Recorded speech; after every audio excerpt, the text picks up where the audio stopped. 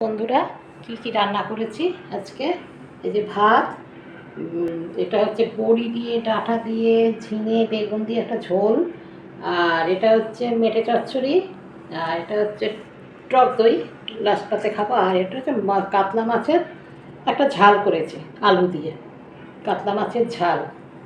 তেলটা তো বেরিয়েছে, মাছ গেলে তো 3খানা তেল লাগতো, এবার বোধহয় 4টে লাগবে। হ্যাঁ, ভালো খেতে গেলে একটুখানি ভালো করতে হবে, টেস্টে দেখবি কত সুন্দর। হ্যাঁ হ্যাঁ হ্যাঁ, লিভারটা বেঁচে দিতে হবে।